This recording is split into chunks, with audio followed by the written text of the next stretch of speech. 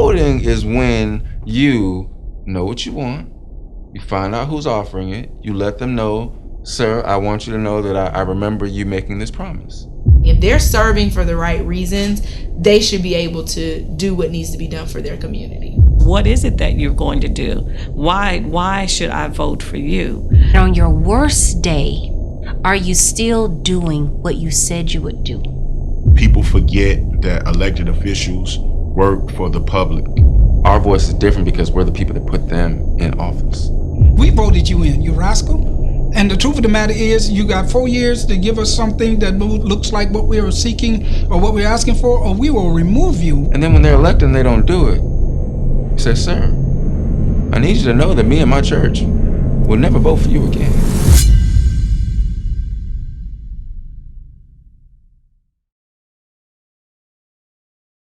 My dear friends, your vote is precious, almost sacred.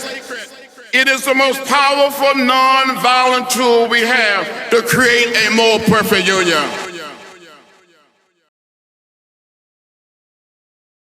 If you really understood the power of your voice, you would take elections seriously. Not just the presidential election, but all elections. I know a lot of people believe that it's just a joke. This whole politics thing, it's a joke.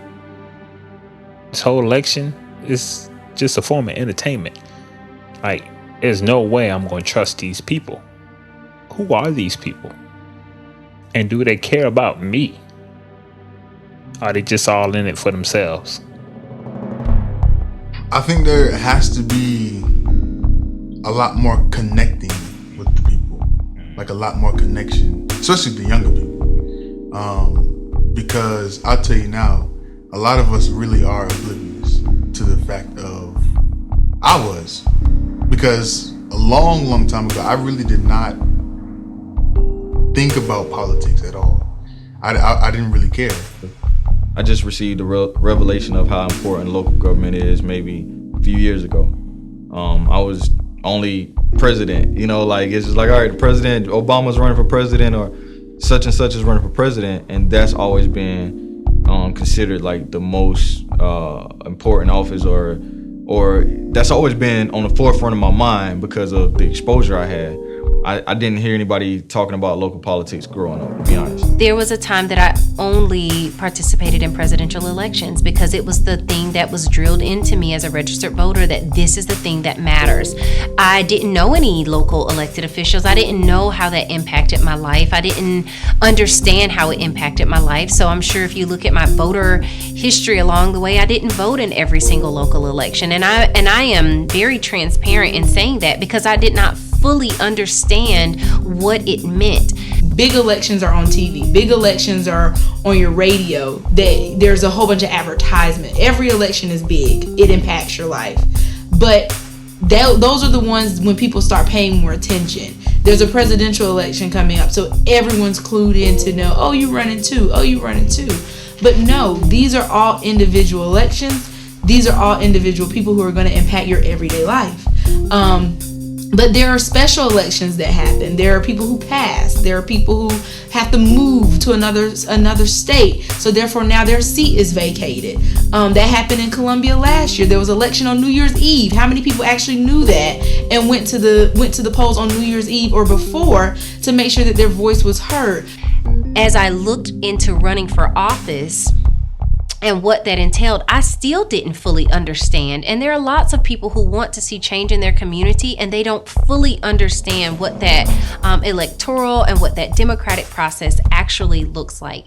And so I had to do some research. I had to understand what conservative versus liberal meant. I had to understand what right wing versus left wing meant. I had to understand just the process. Like, a lot of people think that I am the coroner already. They don't understand that I won the Democratic primary and my name is still on the ballot. And so they're confused, like, why is her name still on the ballot? Didn't we vote for her already? I think we are losing faith in the democratic process. And I think part of it is because we don't understand the full democratic process. And the danger and not understanding the very process that is affecting your life, that if you don't engage it, then it will literally direct you in a path that may not be in your best interest. People talk about this political process. It is not working. Yes, it is. It's working the way it was designed to work from the beginning. It's working, bruh. It's just that we got to make it work differently. We got to make it work for all people versus the top 1% or 10%. I don't like how we've done the voting movement. Just go vote. That is a lie. It's a lie. It is. It really is. Okay, go vote is the equivalent of you telling a woman who's lonely, just go to the club and get you a man.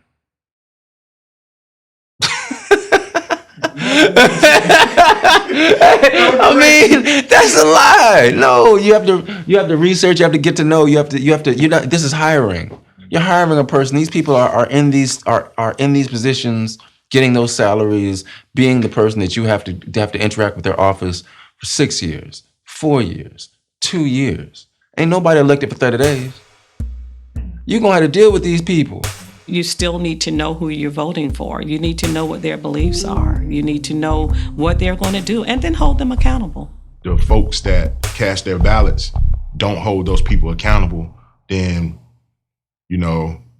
that's how you disenfranchise yourself with your vote after you voted. See, there's a difference between a moment and a movement. Continuous movement is what causes progress. Moments are moments. And what happened is we had a moment in 2008. CBS now estimates because of victories in California, Washington, Oregon, and Hawaii. CBS projects that Senator Barack Obama of Illinois will be the next president of the United States. He defeats John McCain, the senator from Arizona and Vietnam War hero. And no matter whom you voted for, you'd have to agree this is an incredible milestone in the history of this country. A century and a half after the Constitution abolished slavery and guaranteed blacks the right to vote, 4 decades after the passage of the Civil Rights Act, voters have chosen our first African-American president. We had a moment in 2016. We had a whole other moment in 2016. It is my high honor and distinct privilege to introduce to you the President-elect of the United States of America, Donald Trump. Now we're about to have a moment in 2020. But in between those moments are movements. And the movements that actually exist are what is there when the moment goes away. I think oftentimes we don't do a lot of research on who we're voting for. When the moment goes away, people look around and they don't remember who they voted for. They don't remember who promised them what, because they were so stuck in the moment. But the movement will continue, and if you just came here for the moment, you go home, the movement will just go on without you, and your interest would not be a part of the movement. Our forefathers fought. People died for us to have the right to vote, but yet oftentimes we don't take advantage of it. We may do it every 4 years, but I think it's really, really imperative that we let people know every time there's an election, our voice needs to be heard. If we're not going to realize our power, there's no use to having it.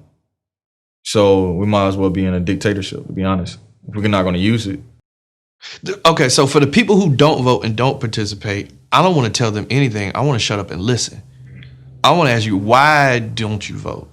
Why do you feel like your vote is insignificant? Because I think we shame a lot of people that don't vote and don't participate versus listening to find out what it is that bothers them about the process. Now, of course, my beliefs are you should vote in every single election. Your vote does count. I lost my election by hundreds of votes, and we all know hundreds of people. In fact, I had somebody tell me after my election, man, did you win? I was like, no, I lost in my runoff. And the person was like, man, I didn't show up. I thought you had it in the bag. I just knew you would win. So it's people like that who sit out on elections that take things for granted, and every vote counts. And so I wouldn't want to tell that person anything. I would want to listen. We're looking at an electorate now with a whole lot of new voters, not just because people are 18 years old, but because people have not participated in the process. Shaquille O'Neal came out the other day and said that this was the first election he's voted in. As a grown man, superstar Shaquille O'Neal. And so if he is like that, there's got to be more people like that. And the more we shame folk into why they don't vote and you know, every vote counts, which is true, we got to shut up and listen. Okay, so what was it about what I ran on that did not motivate you to turn out to vote? Above all, I think that they just want to be heard. And with all of the rioting and the looting and the protests and everything and marching, I think that that's a result of us wanting our voice to be heard. You gotta make some noise. John Lewis said you gotta start some good trouble. You gotta get into some good trouble sometimes. And that's okay. But taking the march a step further to having a list of demands. I was out there marching, and I would probably go out there again just to, you know, be out there for my presence and my support. However, I can't say that made a lot of sense, you know, because we marched to a closed state house. Everybody who worked at the state house probably, I'm guessing on Sunday, probably was on a boat or with their family, and we marched there and we had a, you know, conversation with ourselves, and then we left. You know, there was necessarily no, I didn't see any action afterwards. Now maybe I missed it, or maybe there's some action that's going, you know, something that's taking place. However, it looked good for Facebook, Instagram. It looked great. The pictures, the photo ops, it looked great. The politicians who showed up, I can't blame them. I you know, if I was running for office, I would have been there too. You know, but was it effective? I think it is pointless to waste my time marching and there are no demands. When we want something looked into, one of the best ways to do that is to raise awareness. A march is just raising awareness. It is not to say that we're here to loot or to be violent or to cause bad trouble. It is to say that we have something that we've been trying to say for years and no one is listening. So let me get your attention in another way. So I ask you, if not us, then who? If not now, then when? The time has arrived to tear down the barrier to the ballot box. Today, we are able to do our part in this long fight for the very soul of our nation. People have to identify and understand what voter suppression looks like, because voter suppression could be an illusion. It could be something that is said over and over again to embed in the back of your mind that this process is not going to work. So why should I waste my time if this process is not going to work? Because they continuing to tell me that it's a problem with the process. And those people that are spewing this type of rhetoric into our society, the people that support them are going to vote. They're not paying it any attention at all, because they understand that this system has been created. And as long as we follow and continue to do what we do that fits the system, we're going to be fine. The fear of our nation now, the fear of some in our nation now, is the people will speak. And so you got to do everything to pervert that process. These things are going to happen. You're going to have things on social media that's not accurate. You're going to have emails that are going to be coming that's not accurate. But unfortunately, that's just politics. But we want to make sure that you're talking with someone that you know can give you the right answer. They're trying to suppress. They're saying with the mail-in votes, all of that. It's wanting to get people to a level where they're uncomfortable in voting. An excuse not to do it. That's why I say remain focused. Remain focused. We have people in place that's making sure that the votes are going to be counted, the votes are going to be accurate. And so all we have to do is our part, which is to vote and let everyone else know to get out there to vote. They understand the full power of vote. They know how elections matter. They know how elections can affect your everyday life. So they'll push their agenda. And they'll suppress anything that comes against it. Voter suppression is a byproduct of elections, just like the Supreme Court. You beat voter suppression by winning elections. You win elections by overcoming voter suppression. Chicken and the egg. The very first election, it was a record number of African Americans elected to office in this country. The very first election after we were given right. Do you think there wasn't voter suppression going on? That's, so voter suppression means that they make it hard. They can't make it impossible. You know what I'm saying? We have too many avenues as a community to make it impossible. If a person wants to have an excuse, anybody can find one. But to be honest, we have enough resources in our community, ready and able resources in our community that everyone can go vote. The most important thing that constituents can do is realize how important their one vote is. Really understand that your vote does matter. Your voice is important. That's why so much is being spent to either get you to the polls and vote or to deter you away from voting. Understand that the political process works. So make sure that you go out and vote. And not just that, stay involved. There are so many other things that you can do to be involved with the political process even after the election is over. There's so many ways that you can use your gifts and talents to be that change that you want to see. I'll shout from my advocacy place. You shout from your journalism place. Somebody else shouts from their political place. Somebody else shouts from their economic place. Somebody shouts, from the healthcare perspective. But if we all shout at this wall together, we all unify and come together quietly, under stealth. Don't let them know what we're doing. And when it's time to shout, all them walls will come down. That's a humanity, that's a nation, that's a vision that I believe in. So whatever it is, if you're worried about it, if you're concerned about it, if you're happy about it, find a way, find someone that you see on social media that you can just reach out to them. If someone reached out to me tomorrow and said, I want to do this, I'm going to give you an outlet. I'm going to tell you where to go to get more involved. But if you're upset, find someone who has that same passion for your anger. And you get with them to figure out what you can do to change the scope of what things look like.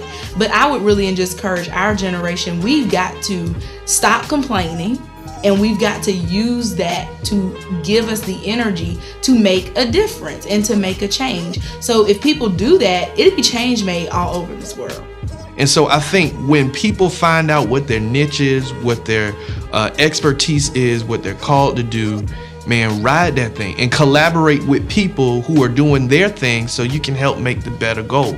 I recite this poem all the time because we learned it at South Carolina State, called We the Willing.